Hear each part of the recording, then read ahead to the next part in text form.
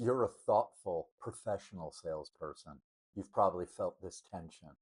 You want to lead the conversation, but you don't want to feel pushy.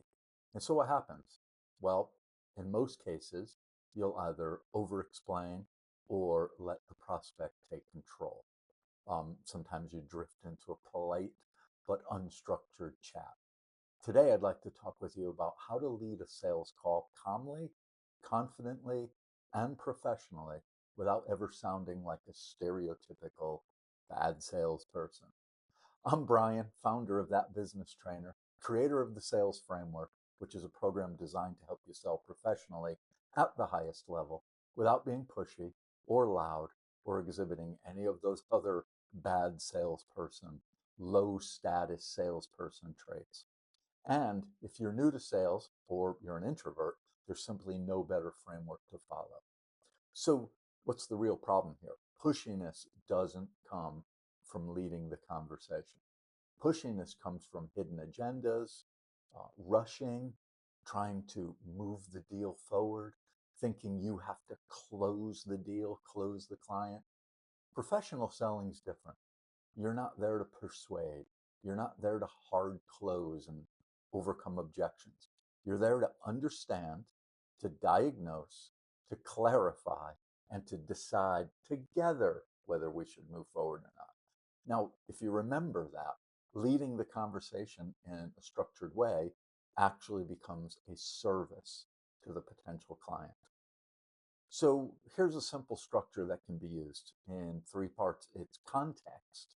So when you meet with your prospect, whether it's in person or over the phone, um, rather than thanking them for their time, again, which will put you into low status mode, you say, glad we got to find this time together. From what I understand, and then you can talk about why you're on this call or how you got to be on this call. From what I understand, you wanted to explore whatever. And then from the context, we go to the purpose. So um, being able to share confidently with the client what you're trying to do. Hey, Mr. Client, my aim today isn't to push you towards anything. It's to understand your situation and determine if there's going to be a real fit between our two companies or between you and what we do. Well, however you have to phrase that. But that's the purpose of my call today. And then for the third one, you want to get this agenda on the table with their permission. So here's the way I see the call going. I'd like to ask you a few questions just about your current situation, and then we can decide together. Oh, sorry. I'd like to ask you a few questions about your current situation. I'll explain a little bit about what we do, and then we can decide together whether it makes sense to continue. Does that sound like a reasonable or good use of our time today? Um, Sometimes I will add in, is there anything else you wanted to talk about that was different from that? And that's it. I've had a greeting that doesn't put me at low status. I've connected with the client, shared the purpose of why we're on this call, and agreed on an agenda together. And then we take it from there. So you notice what's happening.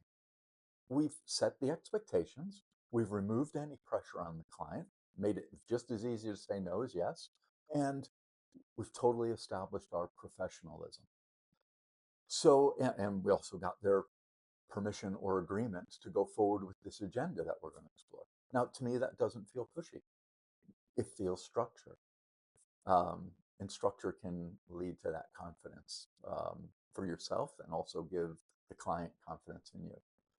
So, introverted sellers often avoid directing the conversation because they don't want to steer the conversation or lead it. They don't want to be seen as pushy.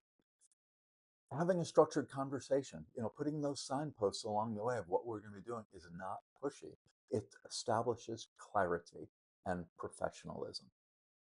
So phrases will help you with this. Instead of just randomly saying, "So what do you think?" You can say, "Hey, based on what um, you've shared, there's probably three ways that we could approach this. Would it help if I outline them for us?"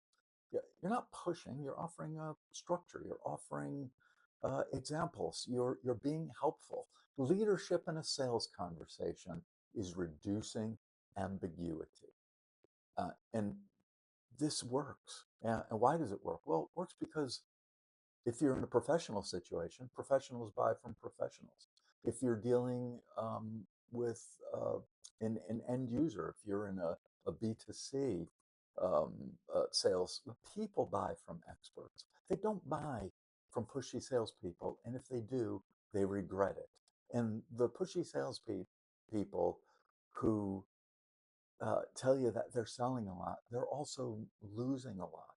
And if they would just take the time to be professional, they could close so much more. By by focusing on not closing, you close more sales. Um, Instead of using obvious, overused sales tactics. So, like when you frame the conversation, when you move it logically, when you check alignment with the client, you reduce that anxiety for both of you. Pushy salespeople rush the sale. Pushy salespeople they assume everything, they assume they know, they don't try to clarify. They're always trying to close early. Professional salespeople clarify, summarize, and then help the customer decide. You decide together what the next best course of action is. That distinction matters. So if you struggle with feeling pushy, I want you to try something this week. Use that three-part opening in your next call.